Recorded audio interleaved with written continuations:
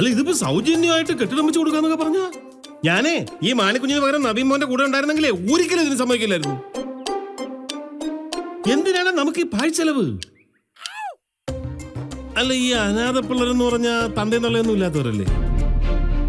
അവര് എവിടെ കിടന്നാ എങ്ങനെ കിടന്നാ നമുക്കെന്താണ് പോയേ? അമ്മ നിർത്തുന്നുണ്ടോ? ഇന്നലെ രാത്രി മുതൽ ഞാൻ അതിന്റെ ആലോചനയിലായിരുന്നു. അതിനിപ്പോ ഇത്ര ആലോചിക്കാൻ എന്തിരിക്കുന്നത്? അമ്മായി പറഞ്ഞത് സത്യമല്ലേ? കാലം കുറെ ആയില്ലേ ഇങ്ങനെയൊക്കെ തന്നെ കഴിയുന്നത്. എന്നാ ഇന്ന് മുതൽ ഞാൻ അതങ്ങ് മാറ്റി. ഞാൻ പണിക്കിറങ്ങാൻ പോവാ. അമ്മാവന് ജോലിക്ക് വേണ്ടി എവിടേക്കെങ്കിലും പോകാനാണോ? ഞങ്ങൾ എവിടെയും ഡ്രോപ്പ് ചെയ്യണം?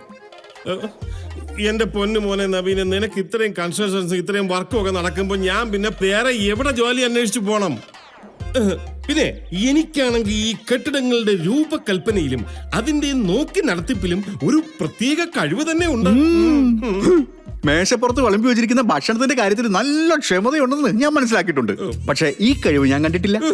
കഴിവുണ്ടോ ഇല്ലയോ ഒന്ന് പരീക്ഷ അല്ലേ അറിയാൻ പറ്റൂ. ഓ, ഇന്ന് നിങ്ങൾ എന്നെ കൂടെ കൊണ്ടുപോ. എന്നിട്ട് എനിക്ക് എന്തെങ്കിലും കഴിവുണ്ടോ എന്ന് നിങ്ങളൊന്ന് പരീക്ഷിച്ച് നോക്ക്. പറ്റുമെങ്കിൽ എന്നെ കൂടെ നിർത്തും. അതൊക്കെ നമുക്ക് പിന്നെ ആലോചിക്കാം അമ്മാവ.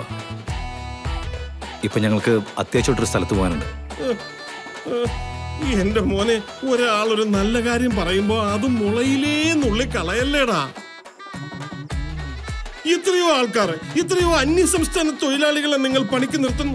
ഇവിടെ കൂട്ടത്തിൽ എന്നെയും കൂടെ ഒന്ന് പരീക്ഷിച്ചു നോക്ക്. ഇന്ന് നമ്മൾ ഒരുമിച്ച് പോകുന്നു. എന്നെ ഈ പണിക്ക് കൊള്ളില്ല എന്ന് നവീൻ മോന് തോന്നിയ അപ്പൊ ആ നിമിഷം എന്നെ അവിടെ ഇറക്കി വിട്ടോ. അതുവരെ ഞാൻ നിങ്ങളുടെ കൂടെ തന്നെ ഉണ്ടാവും.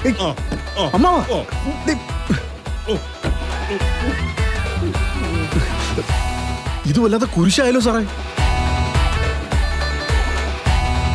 ഇനിയിപ്പോ എന്ത് ചെയ്യാന്? നമുക്ക് നോക്കാം. ഏയ്, ഇയാളെ കൊണ്ടൊന്നും ഒരു വഴിക്ക് പോകാൻ പറ്റില്ല സാറേ. സാറേ, മുത്തശ്ശിയെ വിളിച്ചിട്ട് അയാളെ ഇറക്കി വിടാൻ നോക്കൂ. അല്ലെങ്കിൽ ഇന്ന് പോകുന്നിടത്ത് മുഴുവൻ അബദ്ധമായിരിക്കും. അമ്മാവ, ഞങ്ങൾ പോയി തിരിച്ചു വന്നതിന് ശേഷം ജോലിയുടെ കാര്യമൊക്കെ നമുക്ക് തീരുമാനിക്കാം. ഇപ്പൊ അമ്മാവൻ പുറത്തിറങ്ങും. ഞാൻ ഇറങ്ങൂല. എനിക്ക് പണിയെടുത്ത് ജീവിക്കണം. എടാ പൊന്നു വരെ ഒന്ന് സഹായിക്കടാ. എന്നാ പിന്നെ അവിടെ ഇരിക്കും മണിക്കുഞ്ഞ്. അമ്മാവൻ കൂടെ ഇരിക്കട്ടെ. എനിക്കൊരു താല്പര്യമില്ല കേട്ടോ സാറേ. നിനക്ക് താല്പര്യം വേണ്ട, നവീന് താല്പര്യം ഉണ്ടല്ലോ. തൽക്കാലം ബിസിനസിന്റെ കാര്യങ്ങളെ ഡ്രൈവർ തീരുമാനിക്കണ്ട കേട്ടാ. നവീൻ തീരുമാനിച്ചോളൂ. നീ പോയി വണ്ടി എടുക്കടാ. അനുഭവിക്കാനുള്ളത് അനുഭവിച്ചല്ലേ പറ്റൂ, അല്ലേ സാറേ? വണ്ടി എടുക്ക. ശരി സാർ.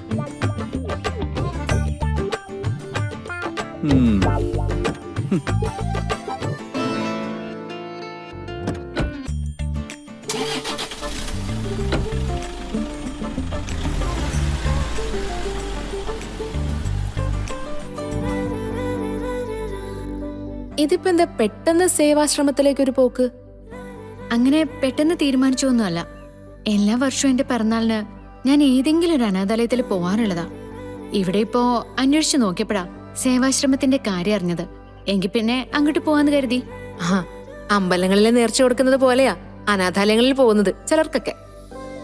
ഈ യാത്രയ്ക്ക് അങ്ങനെ വല്ല ഉദ്ദേശം ഉണ്ടോ? ഉണ്ട്.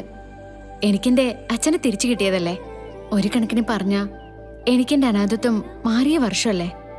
ഇത്തവണ അത് ആഘോഷിച്ചേ പറ്റുള്ളൂ. എന്നാ പിന്നെ ഇക്കാര്യം അച്ഛനോട് പറഞ്ഞിരുന്നെങ്കിലേ അച്ഛൻ ഈ പരിപാടി ഗംഭീരാക്കുമായിരുന്നല്ലോ. അതുകൊണ്ടാ ഞാൻ പറയാതിരുന്നത്. എന്നെ സന്തോഷിപ്പിക്കാനേ എന്തൊക്കെയാ ചെയ്യേണ്ടതെന്ന് അറിയാതെ നടക്കുക അച്ഛൻ. ഞാൻ ഇക്കാര്യം പറഞ്ഞാലേ ഇതങ്ങ് വിപുലീകരിച്ച് വലിയൊരു ഉത്സവാക്കി കളയും. തൽക്കാലം മോളിക്കുട്ടി പിള്ളേരുടെ അടുത്തേക്ക് നമുക്ക് മാത്രം പോവാം. അതൊക്കെ ഓക്കേ. പക്ഷേ അച്ഛനെ കണ്ടതിന്റെ സന്തോഷം മാത്രമാണോ അതോ വേറെ വല്ല പ്രാർത്ഥനയും മനസ്സിൽ കിടപ്പുണ്ടോ? വേറെന്ത് പ്രാർത്ഥന? അല്ല, അച്ഛൻ തിരിച്ചറിഞ്ഞ് കൂടെ വന്ന് നിൽക്കുന്നത് പോലെ വേറൊരാള് കൂടെ അടുത്തേക്ക് വരണമെന്ന് ആഗ്രഹിക്കുന്നില്ലേ നവീൻ സാറ്? ആ ഒരാഗ്രഹം മനസ്സിലുണ്ടോന്നാ ചോദിച്ചേ. നിനക്ക് വേറെ ഒന്നും ചോദിക്കാനില്ലേ? ഇല്ല, എനിക്ക് പൊതുവെ ഇത്തരം കാര്യങ്ങളിലാണ് താല്പര്യം. അതുകൊണ്ടാ ചോദിച്ചത്. അതെ, നിന്നെ ഒന്ന് കല്യാണം കഴിപ്പിച്ചാ മാറിക്കോളും. ഇപ്പൊ ഇങ്ങനെ തുള്ളിച്ചാടി നടക്കല്ലേ. അയ്യോ, എനിക്ക് കല്യാണമൊന്നും വേണ്ടേ.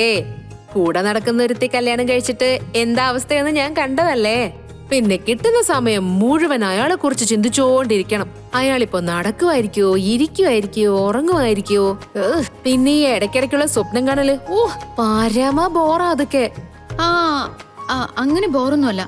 സ്വപ്നം കാണുന്നതിന് ഇപ്പൊ എന്താ കുഴപ്പം? അങ്ങനെ വരട്ടെ. എടി സത്യം പറ, നവീൻ സാർ അവിടെ എവിടെയെങ്കിലും വരുമെന്ന് പറഞ്ഞിട്ടുണ്ടോ? പിന്നെ പോകുന്ന എല്ലാ സ്ഥലവും മനസ്സിലാക്കി നവീൻ അവിടേക്ക് വരാൻ പോവല്ലേ. ഒരു കുത്തു വെച്ച് തന്നാലുണ്ടല്ലോ. നീ വണ്ടി കയറി, നമുക്ക് പെട്ടെന്ന് പോവാം. നിന്റെ പിണക്കവും കുസൃതിയൊക്കെ കാണാൻ നല്ല രസമാടി.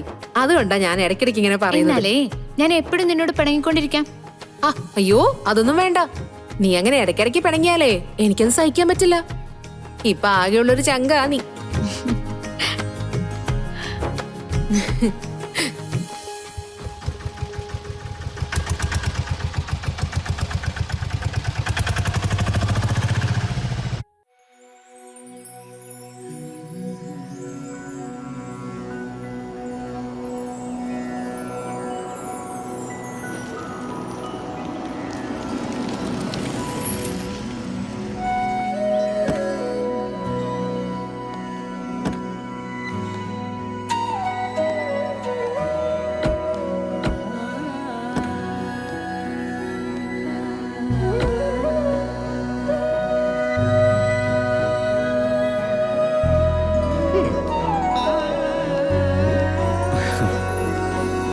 ഈ ബിൽഡിംഗ് ആണോ പൊളിച്ചു പണിയേണ്ടത്?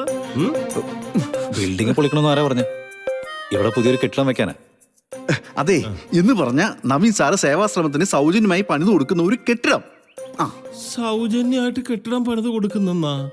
നിനക്ക് ഭ്രാന്തടാ മോനെ നവീനെ. ദേ അമ്മാവനടുത്ത് അമ്മമാരുടെ മുമ്പിൽ വെച്ച് ആവശ്യമില്ലാത്ത കാര്യങ്ങളൊന്നും സംസാരിക്കല്ലേ. അനാഥരായ കുട്ടികളെ നോക്കുന്ന അമ്മമാരാ. ആ കുട്ടികളുടെ അമ്മമാരെ മനസ്സ് വേദനിപ്പിക്കുന്ന ഒന്നും നമ്മുടെ ഭാഗത്തുനിന്ന് ഉണ്ടാവാൻ പാടില്ല. എന്നാലും ഇതൊരു കടന്ന കൈയായി പോലെടാ മോനെ നവീനെ. ഏതെങ്കിലും അനാഥാലയത്തിൽ നിന്ന് സംഭാവനയ്ക്ക് വന്നാ ഒരു 500 രൂപ അല്ലെങ്കിൽ മാക്സിമം പോയ ഒരു 1000 രൂപ കൊടുത്തോ. അല്ല ഇതിപ്പോ സൗജന്യമായിട്ട് കെട്ടിടം വെച്ച് കൊടുക്കാന്നൊക്കെ പറഞ്ഞ ഞാനേ ഈ മാണിക്കുഞ്ഞിന് പകരം നവീൻ മോന്റെ കൂടെ ഉണ്ടായിരുന്നെങ്കിലേ ഒരിക്കലും ഇതിന് സമ്മതിക്കില്ലായിരുന്നു. എന്തിനാണ് നമുക്ക് ഈ പാഴ്ചെലവ്? അല്ല ഈ അനാഥ പിള്ളേരെന്ന് പറഞ്ഞ തന്റെ തൊള്ളയൊന്നും ഇല്ലാത്തവരല്ലേ?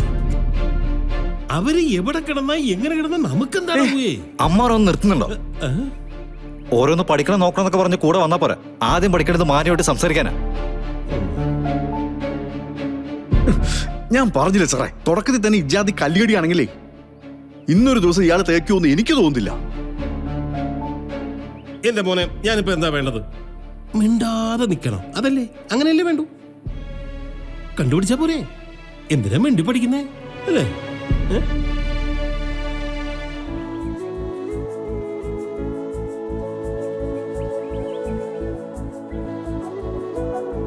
നമസ്കാരം അമ്മേ. നമസ്കാരം. ഞങ്ങൾ നവീനെ കാത്തിരിക്കുകയായിരുന്നു.